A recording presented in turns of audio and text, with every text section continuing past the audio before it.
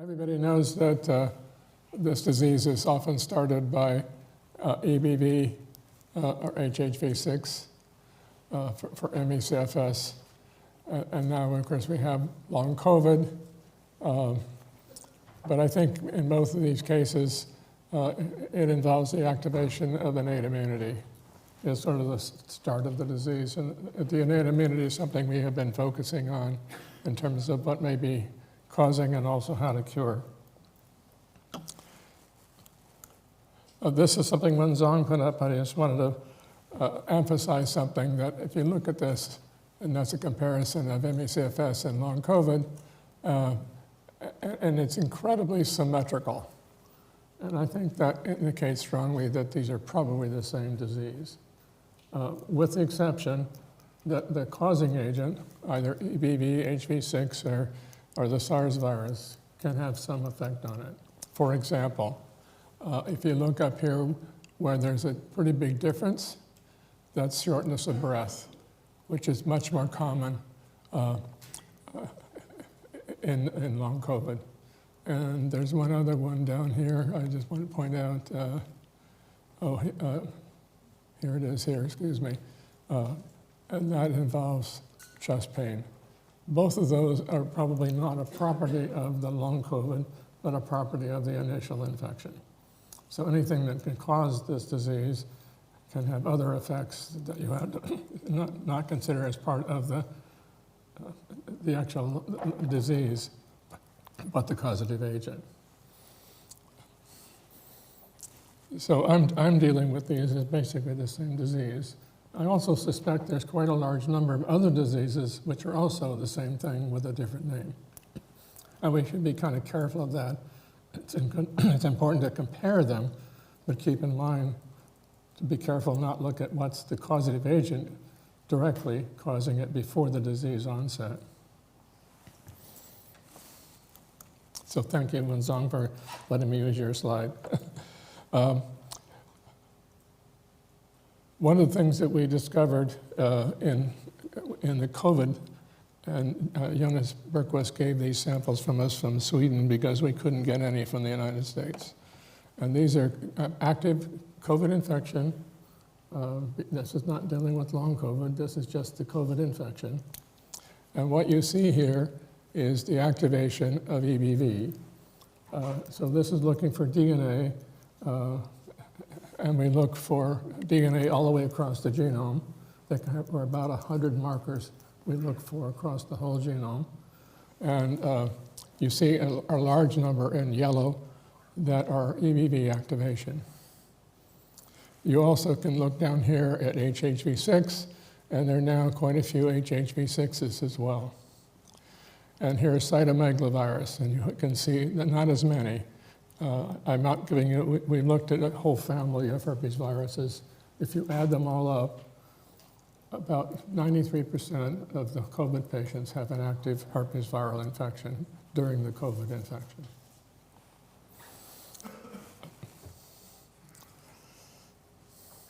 So it raises the question of whether the SARS virus that causes COVID causes long COVID directly, or is it in fact that it activated a herpes virus and it's the herpes virus that's causing it? I don't know the answer to that. It's just a question. Here's another situation, and Wen Zhang helped me recover these samples from a long time ago.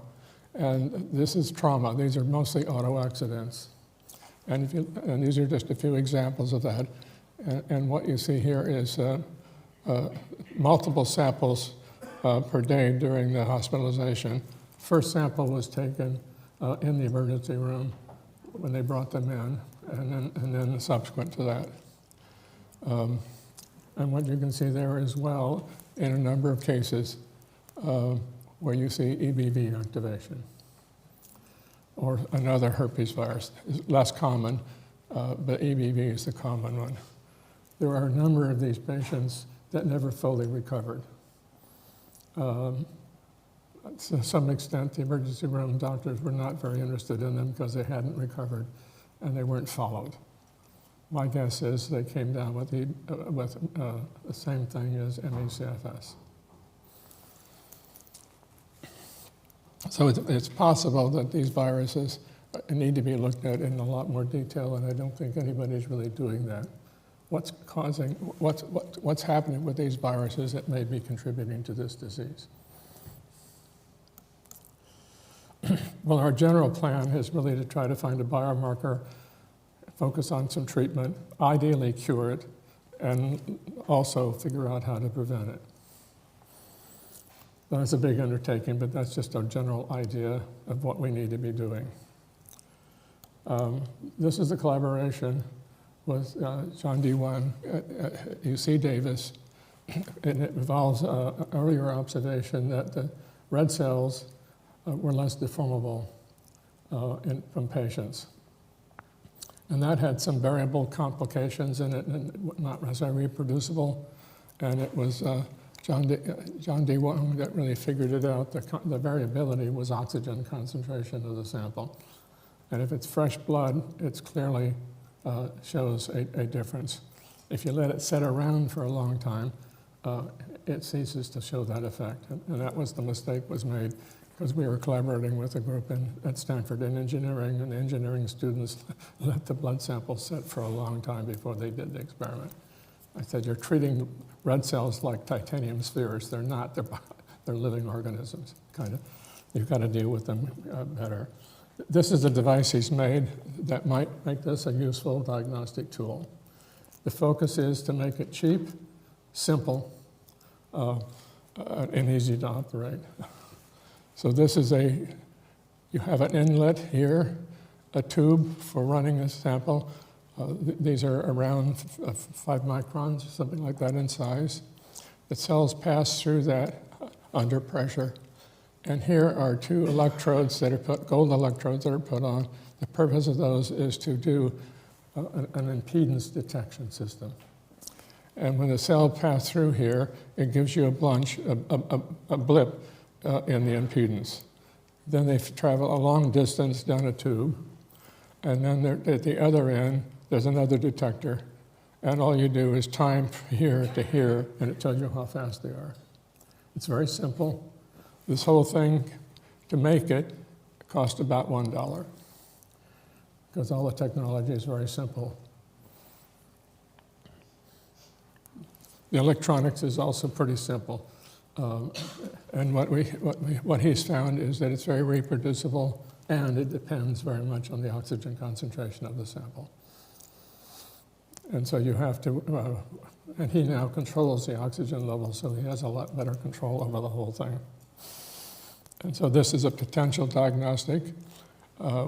We don't know if it'll work for other diseases or not yet. It still could be a useful, like a pre-test, since it seems to work every time with the patients. There may have to be subsequent confirmations of the disease. I don't know that yet.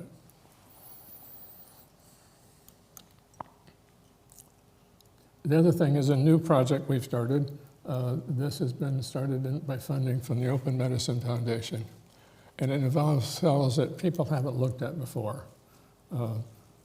There's a tendency for us to pick projects that are a little hard and other people aren't doing them because we have a little bit more infrastructure to handle the problems. So this is looking at neutrophils. And neutrophils are hard because you can't freeze them. And a lot of immunologists don't like working on a cell type that you can't freeze. I work with Mark Davis a lot, and he takes blood samples. The first thing he does is freeze them. He doesn't do any test on them. He freezes it all because it's so much easier to do the research if you do that. These cells don't survive freezing. And they are part of innate immunity is another reason to look at them. It's just another cell type that one can look at and explore things. We've made a new way to purify the cells. The past methods have been putting on a magnetic bead and binding to the neutrophils and pulling them down that way. We don't like doing that because we don't know the effect of binding to the cell. So this is done by using the biology of the cell. It will track towards things that look like an infection. So we put those attractants. We have this blood sample here. we have a membrane here that they can penetrate, and then we have like a collagen matrix that looks like tissue, and these cells will migrate through tissue. Cells that aren't tracked like that will stay up in the blood, and they come down into a reservoir here. It gives us quite pure neutrophils very quickly and very easy.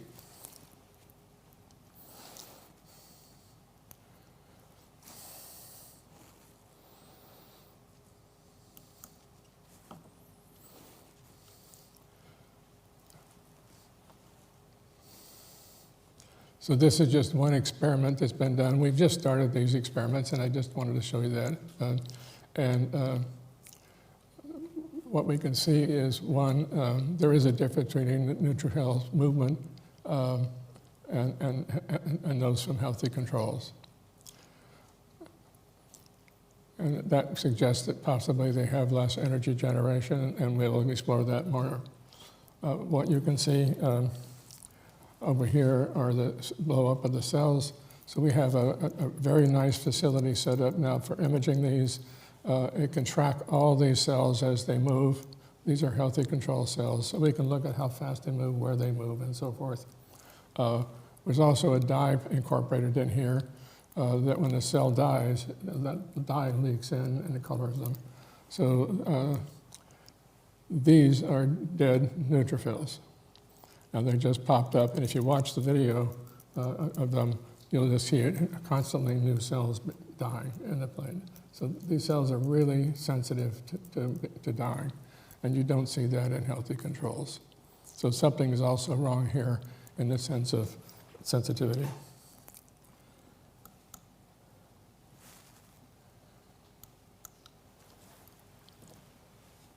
Now the focus we have to have is really what's the cause of ME/CFS.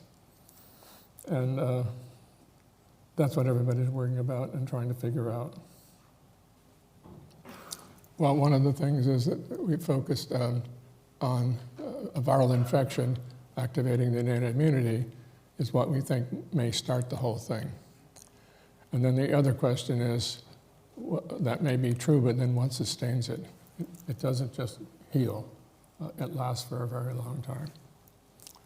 So we have two hypotheses at the moment that we're trying to look at. One is called the Itaconate shunt. That was developed by Robert Fair. And he's unfortunately not here today, so I'm going to show you a little bit of stuff from him. But another one is a sustained oxidative damage model. That's something that needs to be explored.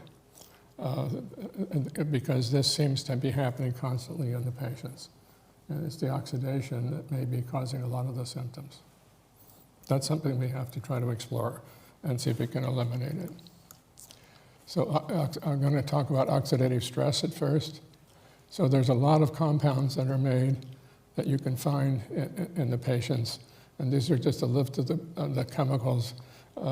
Classic one is peroxyl nitrate is very classic. And these can damage cells. They can do a lot of other things to the immune system. There are other things in here like nitric oxide, but also nitric oxide is used as a regulator. And it's an important regulator. For example, it regulates dilation of blood vessels. But all of these have different properties. Hydrogen peroxide is another common one that can do a lot of oxidation of materials. All this work was done by a graduate student, Vishnu, who works with Mark Davis. And it was a collaboration with him and Mark Davis. So if you look at the oxidative stress, he worked out methods for measuring that. You can see in this case that with ME/CFS, there's a lot of oxidation going on, oxidative stress going on compared to healthy controls. Long COVID has less, but you can look at this in different cell types. These are B cells, these are T cells, these are CD8 cells, these are CD4 cells. You see it in all the cell types. that amount of oxidation going on can really change a lot of properties of cells. So it's possible that's contributing to some of the phenotypes that we're seeing either in cells or even in the body. One of the possibilities is that there's a compound called BH4 that might be low in patients because of the oxidative stress. It's easily oxidized. And so that was another project is we've looked at is to explore the BH4, we call it a BH4 hypothesis. I'm going to show you a number of things with that because a lot of patients are familiar with that. And it's an old hypothesis, not a new one. That came years ago, but the technology for handling it wasn't really available, so it kind of died out. But technologies are now much, much better to handle this kind of a problem. So I want to show you the structure, and if you don't know chemistry, don't worry about it, because all you need to look at is this is the structure of BH4, and this is the structure of folate, which you presumably all have heard. If you just look at this side, these two compounds look very similar. So BH4 is very similar to folate, and in fact involves some of the same pathways in its synthesis.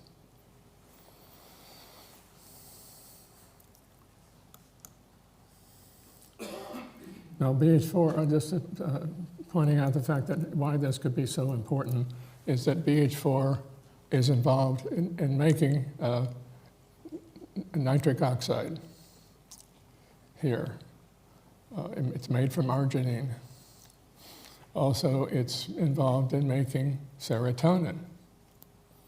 It also is involved in converting phenylalanine to tyrosine, and then tyrosine being converted to L-DOPA, which then gets converted to dopamine. So we have three major regulators of cell function generated by this one compound. So if it's low, all of these might be low.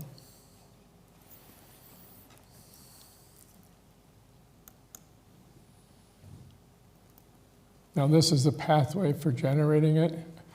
And you don't need to know any of these real details. This is just for the chemists in the audience. It starts out with GTP, which is the precursor to make RNA. And then it gets converted eventually through there's 3 steps to generate BH4. And BH4 then can be oxidized, physiologically important in carrying out its reaction. It gets oxidized, and it's a very strong reducing agent, and then it gets oxidized in carrying out that process and goes to BH2. And it's called BH2 because this one has 4 hydrogens and this one has 2. It gets recycled by a gene called DHFR back to BH4. One of the problems is that the human population has a lot of mutations in DHFR. My son has, one of those alleles has 2 mutations in that gene, the other allele has 1. So he's very deficient in this enzyme for doing the reduction. So that's conceivable, that's why he's severe. Now I'm going to make a slight deviation and show you something kind of cute. And that is, there have been a number of patients that we've contacted. We do a lot of contact with patients that told us about the, quote, BH4 yogurt. And they make this yogurt themselves. And they say they have lots of behavioral symptoms, and they think it's BH4. And they've got an organism they got from Amazon, and they make yogurt with it. And if they take it fresh yogurt and eat it, it makes them feel much better. And they say it's BH4, and then it lasts about a day, and then they have to either make more yogurt or take some of the one they've already made, stored in their fridge, but it decreases pretty quickly. So what is going on with this yogurt? And does it really have BH4 in it? Well, the first thing we did is tested, we got the formula and made our own yogurt. And then we tested it by taking the yogurt and doing a mass spectrometry analysis and seeing all of the different metabolites that were in it. It does not have any BH4.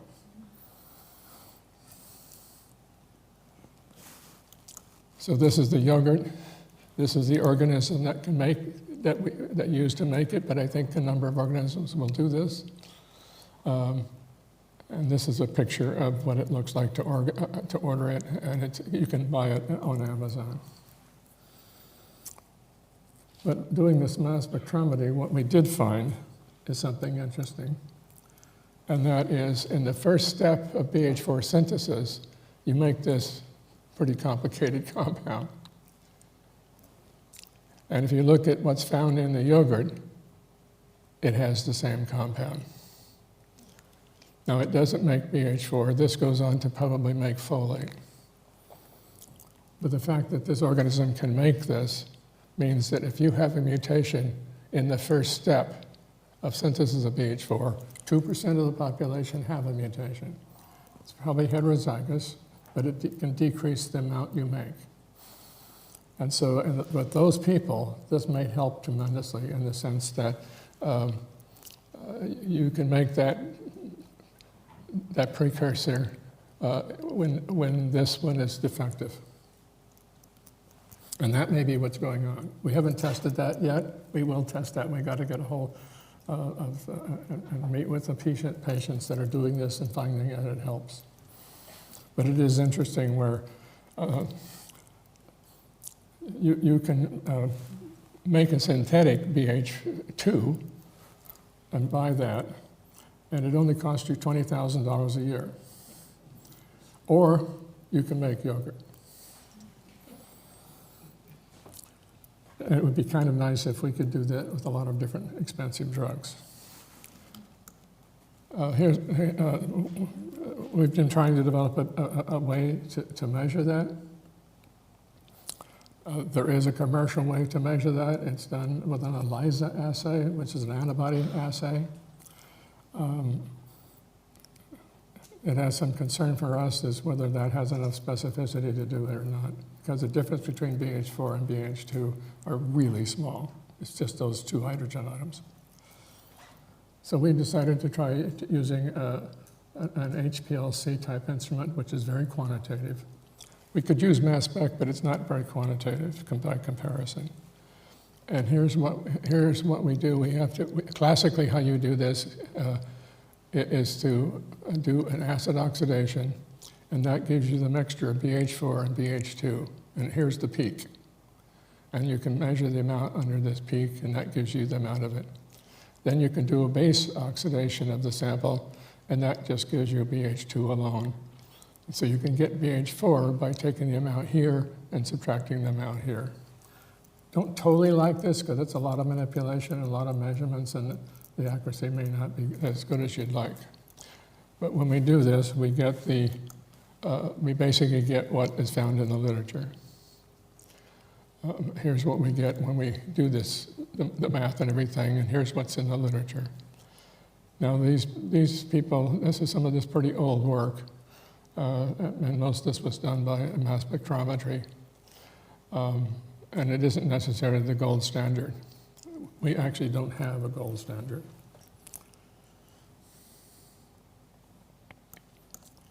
But here's something I'd like to, here's the analysis as well, and I want to show you when we do this and measure the BH4 levels in healthy controls and patients.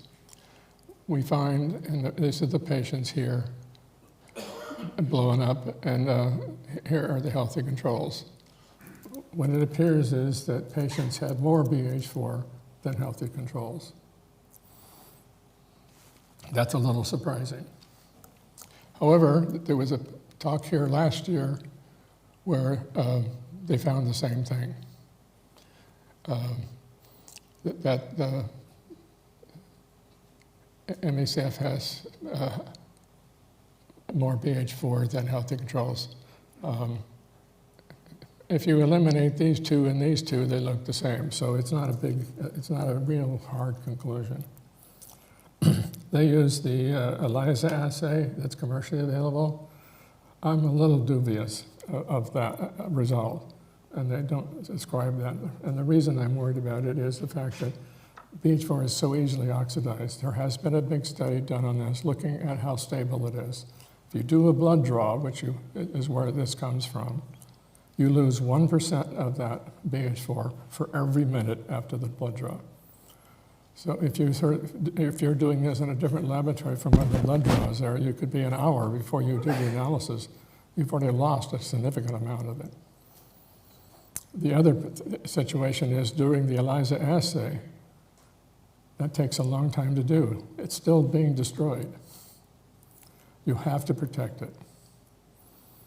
And the commercial company doesn't mention any kind of protection for the BH4. So I'm not sure that assay actually works. And I do not know what is measured.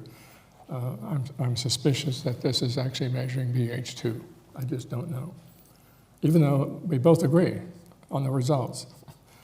Just because we both agree on the results, both of them could be wrong. And I think this is an important enough problem to really get it right.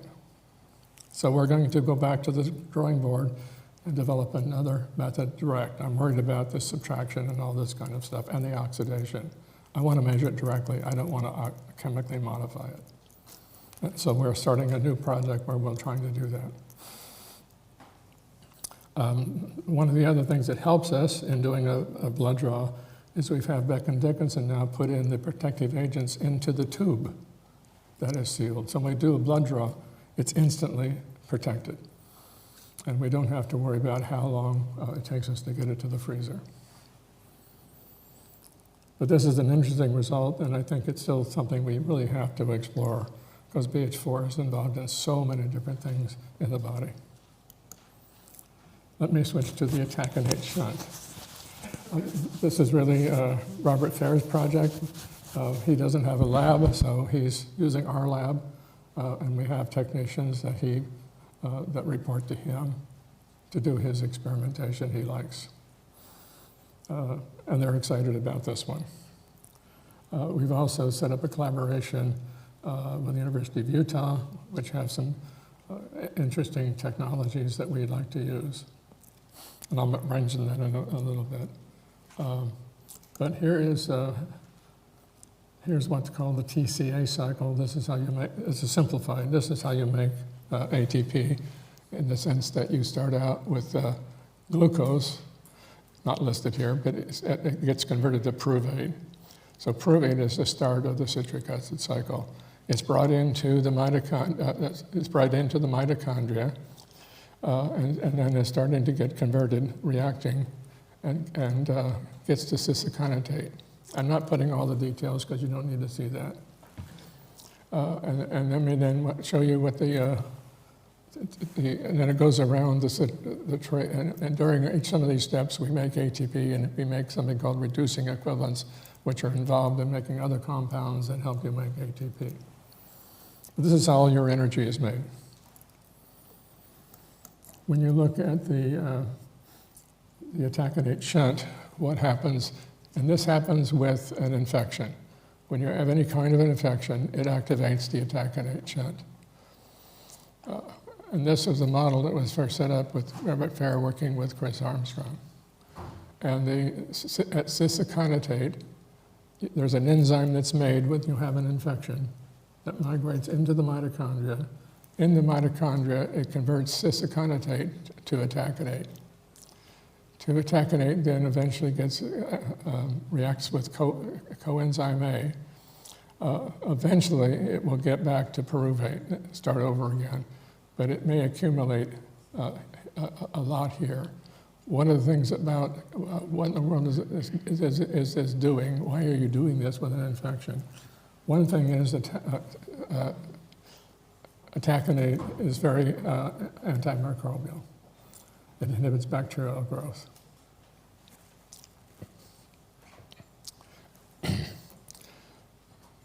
And also by removing cis-aconate, some of it, not all of it, you can produce less energy. And if you don't produce enough energy, you get tired and you go to sleep. So if you see like a dog that gets infected, they try to find somebody to hide and lay down and go to sleep. that removes that infected animal from the population. And so it's a big selection. Here's the experiments that are very interesting. This is something called a biolog. It's an instrument that was made locally. It's used in immunology, in infectious disease for bacteriology. We adapted it with their help to work on human cells. And what it does is you can permealize cells, and that allows you to bring anything into the cell. So some of these things you want to put in won't go in directly. And so we wash everything out, and now we feed these permealized cells with Itaconate and see how much you can make. And this is what's called reducing equivalence, because that's the easy thing to measure. And what happens with healthy, you get this pattern. Here's where they run out of the food. And you get a plateau because they can't burn anything. But consistently, you get less equivalence. And then trying other material, you get the same result. So in other words, you cannot make as much energy with this pathway when you've turned it on.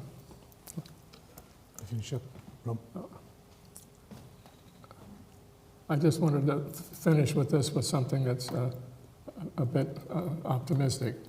One patient in Australia read about the Itaconate shunt and Robert Ferris hypothesis, and Robert predicted that a JAK-STAT inhibitor would cure a patient. So he was an engineer in Australia, got access to the drug.